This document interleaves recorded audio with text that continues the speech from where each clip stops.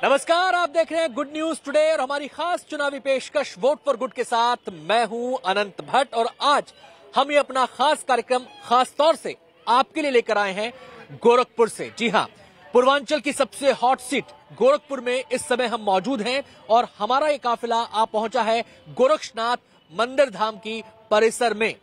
आपको बता दें कि इस सीट को हॉट इसलिए कहा जा रहा है क्योंकि यहां से खुद सीएम योगी चुनावी मैदान में ताल ठोक रहे हैं। अब तक जितने भी सियासी इम्तिहान, चुनावी इम्तिहान सीएम योगी के हुए हैं, उनमें वो अव्वल नंबर से पास होते आए हैं।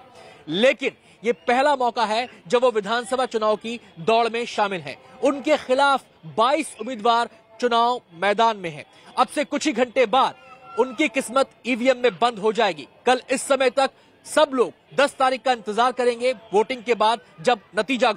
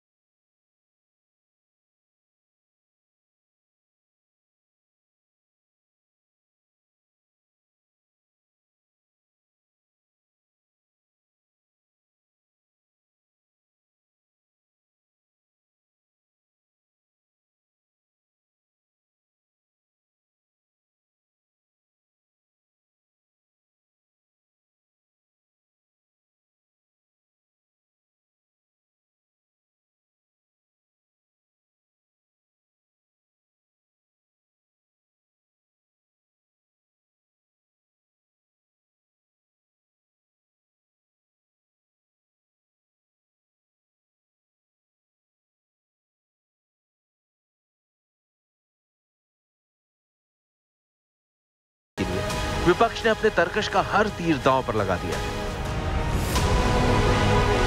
गोरखपुर की चर्चा इसलिए भी ज्यादा है क्योंकि तुलना करहल से हो रही है। दोनों सीटों पर मुख्यमंत्री पद के दावेदार मैदान में हैं, पर सियासी हालात में काफी फर्क है। योगी के खिलाफ 22 उम्मीदवारों ने नामांकन किया था, पर अखिलेश यादव के खिलाफ करहल में सिर्फ 3 उम्मीदवार ही मैदान में थे। हालांकि गोरखपुर सीट पर जिन 22 लोगों ने पर्चा भरा था, उनमें से 10 के नामांकन खारिज हो चुके हैं। चुनाव आयोग ने फॉर्म की जांच के दौरान उनका नामांकन रद्द कर दिया, लेकिन अब भी मुख्यमंत्री योगी के खिलाफ 12 प्रत्याशी तो मैदान में हैं ही। गोरखपुर सदर सीट से योगी आदित्यनाथ के खिलाफ आजाद समाज पार्टी काशीराम के चंद्रशेखर उर्फ रावण मैदान में है, जबकि समाजवादी पार्टी ने बीजेपी के पुराने कार्यकर्ता रहे और एक समय योगी आदित्यनाथ के करीबी स्वर्गीय उपेंद्र शुक्ला की पत्नी सुभावती शुक्ला को मैदान में उतारा। कांग्रेस ने भी योगी आदित्यनाथ के खिलाफ लड़की हूं लड़ सकती हूं की मुहिम को धार देने के लिए डॉक्टर चेतना पांडे को मैदान में उतारा है। वहीं बीएसपी ने ख्वाजा शमशुद्दीन को टिकट थमाया है। आम आदमी पार्टी ने विजय कुमार श्रीवास्तव पर दांव लगाया है। योगी आदित्यनाथ के खिलाफ उम्मीदवार उतारने में सभी पार्टियों ने जातीय गणित का पूरा ख्याल रखा है। हालांकि राजनीति को करीब से समझने वाले ये भी मानते हैं कि ज्यादा उम्मीदवारों के मैदान में उतरने से विरोधी वोटों के कटने का खतरा ज्यादा होता है, जिसका फायदा योगी को मिल सकता है। जानकार ये भी बताते हैं कि योगी बड़े चेहरे हैं, इसलिए उनके खिलाफ चुनाव में उतरने का मतलब है जल्दी मशहूर होना। यह भी एक बड़ी वजह है जिसके लिए इतनी बड़ी तादाद में लोगों ने नामांकन किया है। हार या जीत का फैसला 10 मार्च को होगा, लेकिन एक बात तय है कि 20 साल बाद गोरखपुर को पहली बार विधायक के तौर पर एक नया चेहरा मिलने जा रहा है। गोरखपुर सीट पर इससे पहले यहां से पिछले 4 बार से विधायक रहे राधा मोहन दास अग्रवाल ही जीतते आ रहे हैं। उनकी जगह पर इस बार खुद योगी आदित्यनाथ के चुनावी मैदान में आने से यह लड़ाई दिलचस्प हो गई है। Bureau report, good news today. इस समय हम भव्य गोरक्षनाथ मंदिर परिसर में मौजूद हैं। यहां पर आपको श्रद्धालुओं के आने जाने का सिलसिला लगातार दिख रहा होगा। हम बात सियासत की कर रहे हैं। गोरखपुर में चुनावी चहल पहल भी पूरे उफान पर है, लेकिन इसी गोरखपुर का एक गांव ऐसा है जिसने अब तक अपने मताधिकार का इस्तेमाल नहीं किया है। आपको जानकर हैरानी होगी, लेकिन ये सच है। आप सोचेंगे ऐसा क्यों है? हम आपको यह भी बता दें कि इस गांव का इतिहास और अस्तित्व 100 साल पुराना है। ऐसे में सवाल ये उठता है कि 100 साल पुराना होने के बावजूद ये गांव अभी तक अपने सबसे बड़े संवैधानिक अधिकार का इस्तेमाल क्यों नहीं कर पाया। तो इसकी वजह जानने के लिए ये रिपोर्ट देखिए।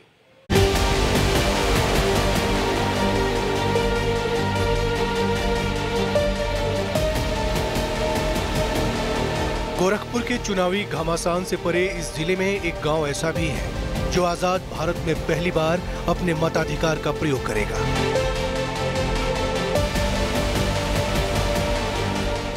गोरखपुर का वनटांगिया गांव भले ही हमारी लोकतांत्रिक व्यवस्था का नवजात है, लेकिन इसका अपना अस्तित्व एक शताब्दी से भी पुराना है। 1918 के आसपास अंग्रेजों के शासन के समय इन लोगों को गोरखपुर के जंगलों में बसाया गया था। हम अंग्रेजी राज से इनके सारा जंगल जो है हम ही लोग लगाए हैं।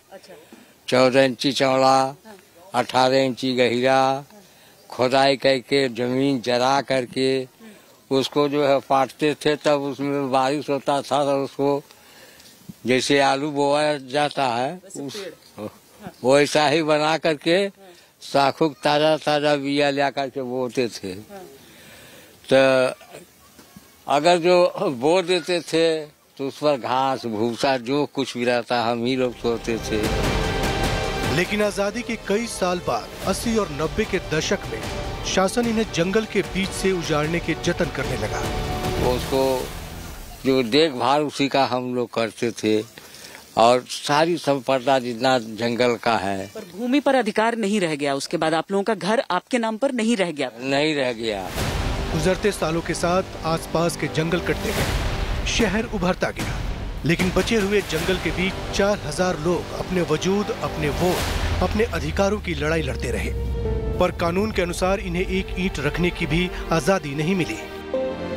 देखिए वो दीवार लौक रहा है कच्ची, वैसा ही तो फूस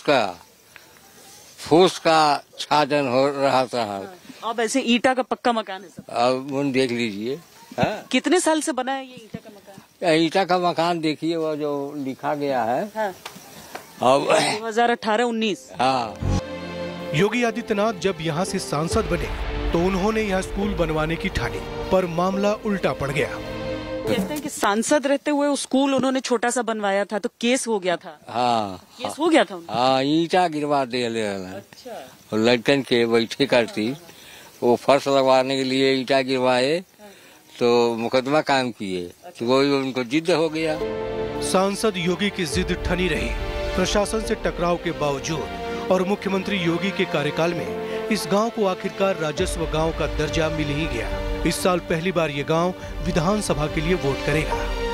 योगी मुख्यमंत्री बन गई न तो सब कुछ बदल गई बा। नहीं यहाँ दिया बरतल जुग जुग, माटी तेल नहीं मिले, यहाँ न राशन मिले। योगी जीतले मुख्यमंत्री भाई ने राशन मिलल, बिजली मिलल, रोड बनल। अचानक में ऐसा हवा बहा कि एक बैग 575 घरे वास मिल गया। सबको दे दिए, योगी ने सबको दे दिए और सब कोई अपना पक्का मकान बनवा लिया। ये तो पक्का मकान दिख रहा है सब। ये तो हम लोग का जो योगी जी हमारे मुख्यमंत्री जी हैं वही सब किए हैं। सीएम बनने के बाद वो सीएम बनने के बाद किए हैं। सीएम बनने के बाद किए हैं। तो ये घर अब आप लोगों के नाम पर है? हम लोग के नाम पे है। हम लोग के लिए वो भगवान है, ठीक है, चाहे जिसके लिए भी गलत हो, हम लोग के लिए भगवान है। हाँ, भगवान है हम लोग के लिए। हाँ, वो लिखिए हम लोग के भगवान है। हाँ, बहुत हम लोग के भगवान है। जो भी दिए हैं हमको रहने के लिए दिए तो वही दिए, वही सरकार नहीं दिया है। हाँ।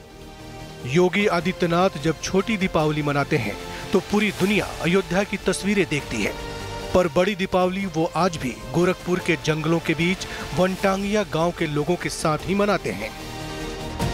खुद मुख्यमंत्री के आने से वनटांगिया गांव में दिवाली की रातें तो सालों से रोशन होती रही हैं, लेकिन इस बार 3 मार्च की सुबह पहली बार वनटांगिया गांव लोकतंत्र के उजाले से रोशन होगा। गोरखपुर के वनटांगिया गांव से राजेंद्र त्रिपाठी के साथ bureau report, good news today. Gorakhpur समेत पूर्वांचल की 57 सीटों पर छठे चरण में वोट पड़ने हैं। यूपी का तख्त हासिल करने के लिए हर पार्टी की कोशिश ये है कि पूर्वांचल में ज्यादा से ज्यादा सीटें वो जीत सके। यही वजह है कि पिछले कई हफ्तों से या यूं कहें कि कई महीनों से तमाम पार्टियों और उनके दिग्गजों ने अपनी पूरी ताकत इस इलाके में झोंक रखी है। इस सियासी गहमा गहमी और सरगर्मी से अलग पूर्वांचल की कुछ सीटें ऐसी हैं जहां पर वोटर्स का मिजाज थोड़ा अलग है। चाहे किसी पार्टी की सरकार आए जाए, उन्हें कुछ फर्क नहीं पड़ता। उनकी आस्था अडिग है, यानी कि वो बार बार एक ही पार्टी या एक ही नेता पर अपना विश्वास जताते रहे। तो आइए दिखाते हैं आपको ऐसी ही कुछ सीटों का लेखा जोखा।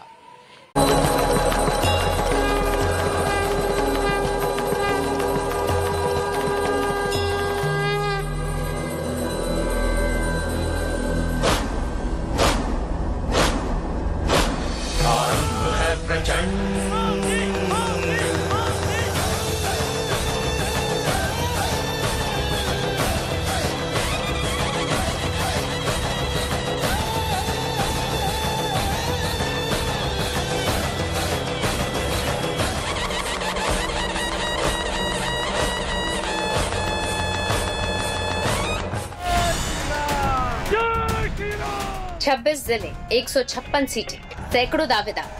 अगर यूपी चुनाव को सियासी रण मारे तो यूं समझिए कि इस महाभारत का कुरुक्षेत्र है पूर्वांचल। यही वजह है कि उत्तर प्रदेश में छठे और 7वें चरण के साथ चुनाव में पार्टियों के लिए सबसे निर्णायक जंग का दौर शुरू हो गया है। पूर्वांचल की कुछ सीटों पर चुनाव 5वें दौर में खत्म हो चुका है, लेकिन अब 3 और 7 मार्च को 19 जिलों के 111 विधानसभा सीटों पर वोटिंग होना बाकी है। इन सीटों में पीएम मोदी के संसदीय क्षेत्र काशी और सीएम योगी की कर्मभूमि गोरखपुर की सीटें भी शामिल हैं। तो वहीं सपा प्रमुख अखिलेश यादव के आजमगढ़ और बसपा सुप्रीमो मायावती के मजबूत गढ़ माने जाने वाले अंबेडकर नगर की सीटों पर भी इसी दौर में इम्तिहान होना है। इसके अलावा जातीय आधार वाले छोटे दलों का सियासी प्रभाव भी इसी क्षेत्र में है। आपको बता दें कि 2017 के विधानसभा चुनाव में पूर्वांचल की 156 सीटों में से बीजेपी ने 105 पर जीत हासिल की थी। तो वहीं समाजवादी पार्टी को 18, बीएसपी को 12, अपना दल को 8, ओपी राजभर की सुभाषपा को 4, कांग्रेस को 4 और निषाद पार्टी को 1 सीट मिली थी। यही वजह है कि चुनाव के अंतिम दौर में जहां विपक्षी दलों ने बीजेपी के चक्रव्यूह को भेदने के लिए कमर कस रखी है, तो वहीं बीजेपी अपना दुर्ग बचाए रखने की कवायद में है। लेकिन इस सियासी धमा चौकड़े के बीच पूर्वांचल में कुछ ऐसे विधानसभा क्षेत्र भी हैं जहां कुछ दल या नेता एक लंबे अरसे से वोटर्स का भरोसा बनाए रखने में कामयाब रहे हैं। दिन बदले, दौर बदला, सत्ता के शीर्ष पर चेहरे भी बदलते रहे, लेकिन इन वोटर्स की राजनीतिक आस्था को कोई डिगा नहीं पाया। इसमें सबसे पहले नाम आता है पीएम मोदी के संसदीय क्षेत्र वाराणसी की 2 सीटों का।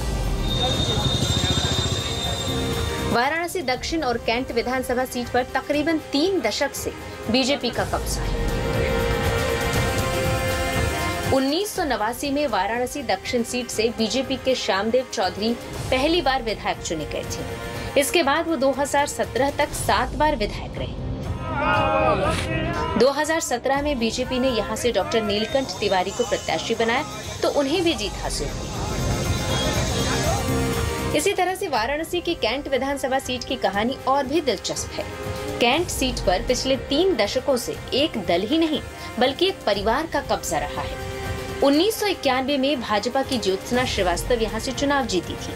इसके बाद ज्योत्सना और उनके पति हरिश्चंद्र श्रीवास्तव ही इस सीट से चुनाव जीतते रहे।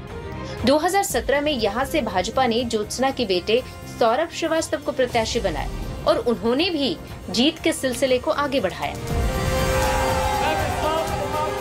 इसी तरह गोरखपुर की जिस सीट से इस बार सूबे के सीएम योगी आदित्यनाथ विधानसभा चुनाव में डेब्यू करने जा रहे हैं, उस पर 1989 से बीजेपी का कब्जा है।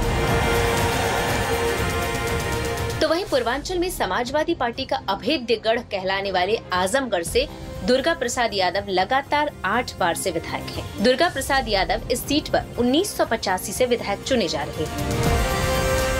आजमगढ़ जिले में ही निजामाबाद विधानसभा सीट से आलमबदी 1996 से 2017 तक लगातार 4 बार विधायक चुने गए। इस बार भी समाजवादी पार्टी ने उन्हें अपना प्रत्याशी घोषित किया है। उधर बलिया की बांसडीह विधानसभा सीट से राम गोविंद चौधरी 1977 से लगातार चुनाव जीतते आ रहे हैं। 2017 में उन्होंने बांसडीह से अपना 8वां चुनाव जीता था। चुनावी मैदान में लगातार विनिंग परफॉर्मेंस देने वालों में विजय सिंह गौड़ का नाम भी शामिल है। विजय सिंह गौड़ सोनभद्र की दुद्धे विधानसभा सीट से लगातार 7 बार से विधायक चुने गए। 1980 से 2002 तक वो 7 बार अलग अलग दलों के टिकट पर चुनाव लड़े और जीते।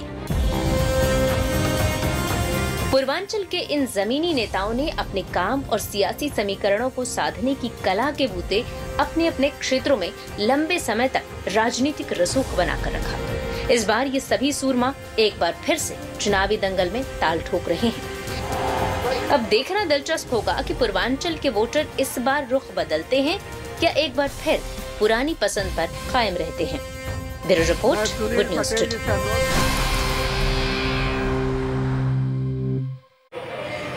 चुनावी मौसम में वार पलटवार और धुआंधार प्रचार ये पहचान बन जाते हैं चुनाव की।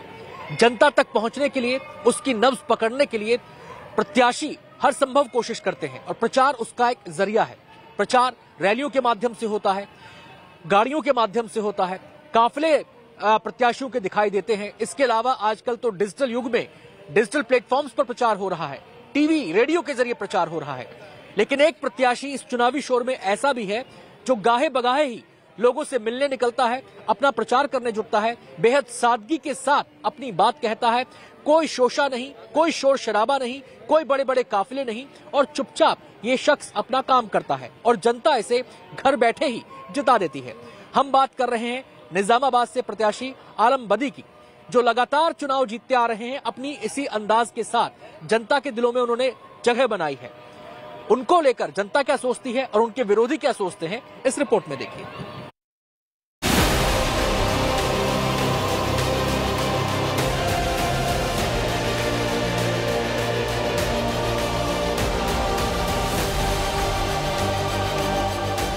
निजामाबाद आजमगढ़ का वो कस्बा जिसकी पहचान इस इलाके के बुजुर्ग विधायक ने गढ़ी है। अपनी सादगी और ईमानदार सियासत को लेकर समाजवादी पार्टी के इस प्रत्याशी को न तो टिकट मांगने की जहमत उठानी पड़ती है, न जनता से वोट मांगने की। आप भी कहेंगे भला ये भी कोई बात है, तो जनाब यही किस्से मशहूर हैं निजामाबाद के विधायक आलम बदी के बारे में।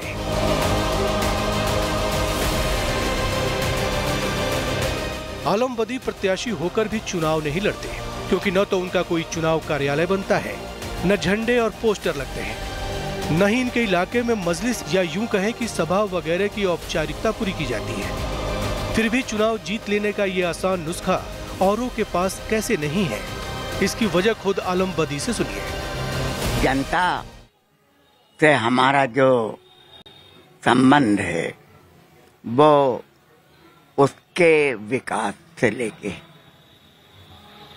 और मैंने इंजीनियरिंग पढ़ी थी, तो जो सरकार से पैसे मिलते हैं विकास विधायक निधि के, तो जेई को बैठाल के एस्टिमेट खुद बनवा, तो जो काम मेरे यहाँ 60,000 का होता है वो दूसरों के यहाँ 1 लाख का होता है। आलम बदी के घर में दाखिल होने पर पता चलता है कि बेहद सादा अंदाज है। न कोई आलीशान कोठी, न चमक दमक वाली गाड़ियाँ, ना ही एसी कमरे, बिल्कुल आम सा कमरा जिस पर पंखा लगा है। कुछ किताबें रखी मिल जाती हैं। इसके अलावा एक तरफ सोफा और बेड। यूपी जैसे सियासी रसूख वाले सूबे में किसी विधायक का ऐसा घर कल्पना ही लगता है, वो भी आज के दौर की पॉलिटिक्स में, खासकर तब जबकि नेता सियासत को खुद की तरक्की का जरिया मान लेते हैं। I never agreed with this. सच्चाई ये है कि ये सब कहा जाता है, ये सब कहा जाता है। सच्चाई ये है कि जो ऊपर वाले को पसंद है वो उसके बंदों को भी पसंद है।